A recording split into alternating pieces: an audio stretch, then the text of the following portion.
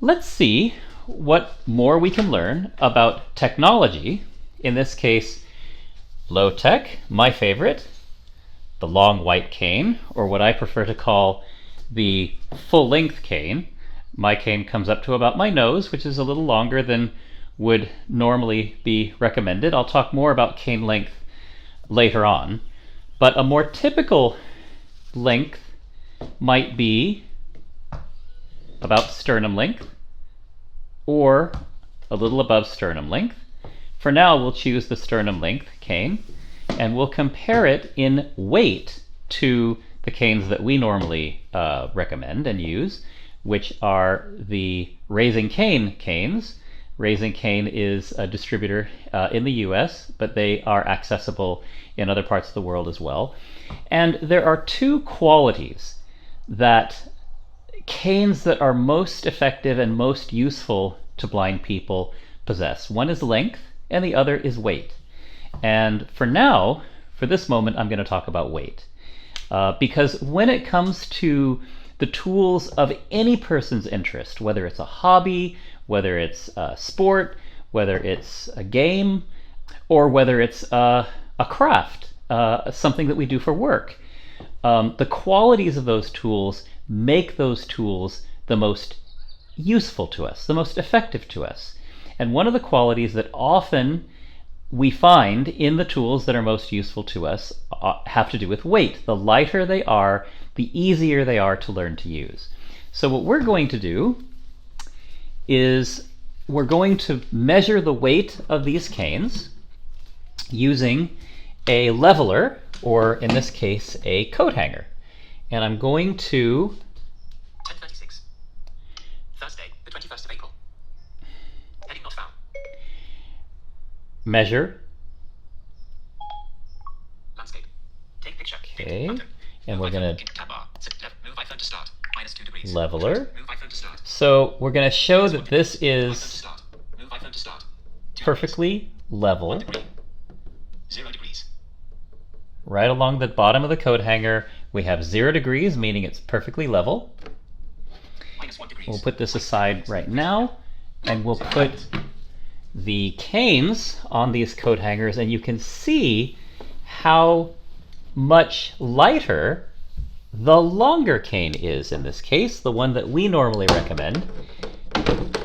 Put the long cane on the full length cane rather, on the right side, and the shorter, more traditional length cane on the left side of the coat hanger. Easier said than done. Squeeze it in there. All right. So now anyone looking through the camera can see that these coat hangers, that this coat hanger is no longer level. That interestingly, it's the shorter cane. Even though the shorter cane is made of graphite, it's still noticeably heavier than the -42 degrees. Horizontal level.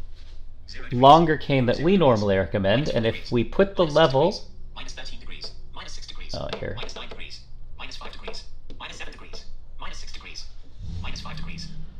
it settles on -5 degrees. So there's a 5-degree difference, which is actually quite considerable between the shorter but heavier cane and the longer but lighter cane. We'll talk about cane length and what a difference that makes next. Let's see what we can find out about canes next.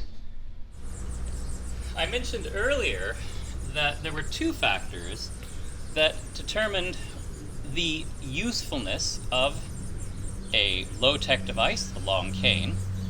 One of them was the weight of the cane, and the other is the length. And length is really kind of a no-brainer, quite frankly.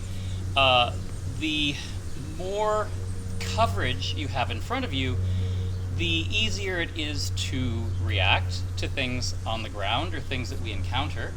And in fact, the safer we can keep ourselves and others, and the more effectively we can operate, the more effectively we can do things.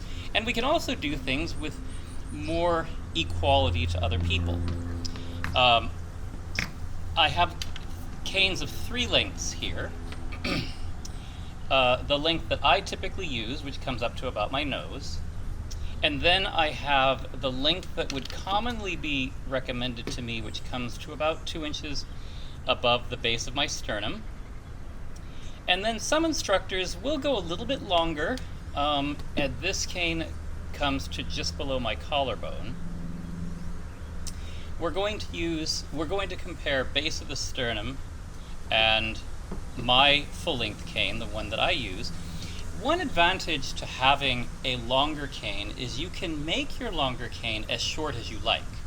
So I don't always use my full-length cane at full length. I often slide my hand down the shaft and use it just below the grip, or even lower than that, depending on the activity I'm engaging in and the environment that I'm in. And I adjust the length of my cane to best address the activity. You can't make a cane that's too short any longer than it already is. So I have the two canes here. I'm holding them the same way. Actually, there we go. I'm holding them the same way at the same distance from my midsection. And as I move forward, you can see, the camera can see, that the full-length cane finds the first step in with considerably more timing than the shorter cane. So the difference there is nearly half a step. So it provides a fair amount of reaction time as a person is moving towards steps, not just steps, but uneven terrain or anything that could be different on the ground. So as I move down the steps here, my full-length cane finds the step, then the shorter cane, my full-length cane again, then the shorter cane, my full-length cane again, then the shorter cane. I'm here to assure everyone that 5, 10, 15 centimeters or 2, 3, 4, 5 inches may not sound like a lot, but it can make the difference between a misstep or not misstep. It can make the difference between finding an object low to the ground or not finding an object low to the ground. It can make the difference between getting too close to the edge of something, making other people worry or concerned, and even in terms of finding the edges of a walkway. So this walkway, it requires much less movement to do so with the full-length cane than it does the shorter cane. If this were the edge of a railroad platform, if this were the edge of a curve into a road, again, to me, it's blatantly obvious that the full-length cane is simply going to provide better feedback, safer coverage, more information at greater distance. And that's what I'd like to share. Let's see what we can learn next.